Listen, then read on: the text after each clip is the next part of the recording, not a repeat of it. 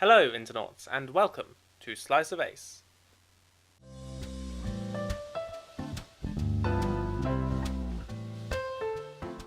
What I'm going to talk about today is my journey to discovering asexuality and understanding myself and my orientation. I hope that this video can be useful to some people who are still questioning their orientation to have someone to relate to, and maybe will have similar experiences. I'm going to talk about both being gay and being asexual, what they mean to me, how I discovered them, and how I figured out that that's how best to identify myself. I grew up in a rural village in England, so it's kind of an awkward place to grow up if you're not straight. And I think a lot of what I'm going to talk about is due to the environment in which I grew up. I started noticing that I wasn't the same as everyone else in early secondary school, so maybe year 7 or year 8. For those of you outside of Britain, that is when you're around 11, 12 years old. People around me started taking relationships more seriously. They were starting to get interested in people. And honestly, I thought they were all making it up. I was never interested in doing anything romantic or sexual at this point in my life. The concept that people actually wanted that, it just felt like they were putting on a show. The differences just started to pile up. People actually started having committed relationships. I distinctly remember I was talking to probably my best friend, and he must have made a sex joke or said something about relationships or sexual stuff that just kind of tipped me over the edge. And I remember turning around to him and shouting, "Everyone's changing and I'm staying the same." And I think that is kind of hits the nail on the head about discovering you're asexual. You don't change. It's just you're stagnant while everyone around you changes. At least that was my experience. It kind of feels like everyone's on this big secret and you don't understand or know what it is. I think it was around this time, year 8 or 9, that I started getting an appreciation for the male body. It was aesthetic attraction, basically. But for some reason, I was a very stupid? I want to say stupid. I feel very stupid thinking about it now. And I didn't realise there was anything remotely gay about that. I had an interest in guys, but no sexual feelings, so I still felt very different. I think a lot of the reason for me not identifying as gay and realising that I was gay was because there was such negative connotations around the word. I had only ever heard the word gay thrown around as a slur. I knew what it meant on the surface, and I hadn't heard anything past that, definitely not. I don't know if I even knew the word trans until I left secondary school. So at this point in my life, I thought everyone was faking it. I thought that sexual feelings didn't exist. People just wanted sex because it was the thing to do. It's on television, it's talked about in sex ed lessons. It's a very adult thing to do, so I figured that people were interested in it because they wanted to be cool.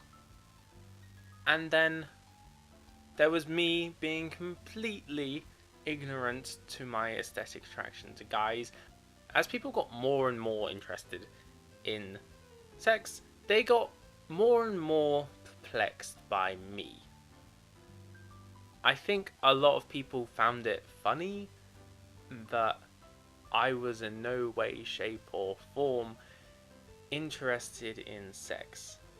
I would have people asking me whether I wanted sex.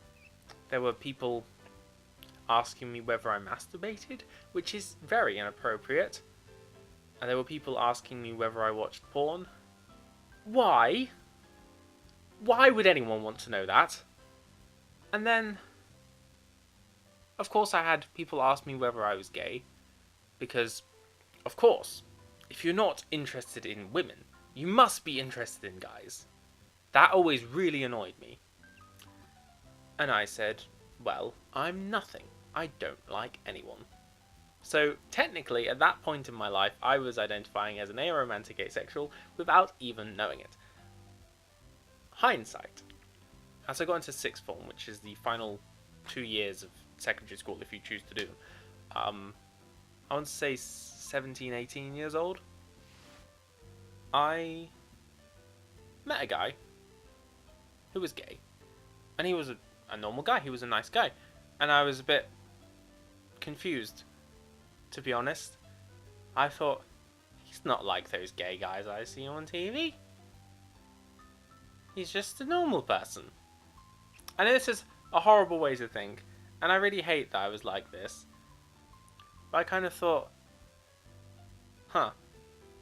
maybe the only thing you need to be gay is to like guys. And I kind of like guys. But since I was busy studying and had a lot on my mind other than that, I just kind of ignored it. Through secondary school, there was never a doubt in my mind that I was asexual. I struggled with coming to grips of being homoromantic, as I now know it to be, but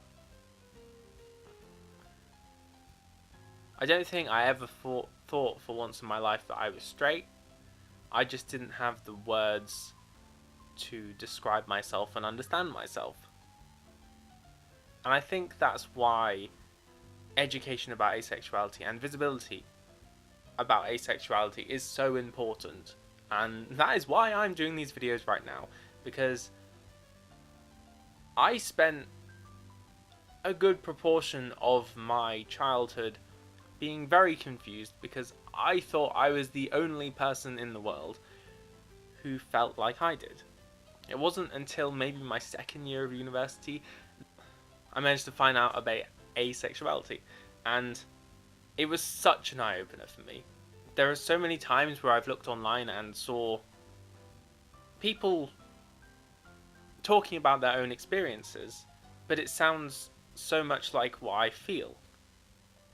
And it is so validating, and it makes you feel like you're not broken, because I feel like since asexuality is so uncommon and people don't know about it in general, if you ask people on the street what is asexuality, chances are they probably won't know.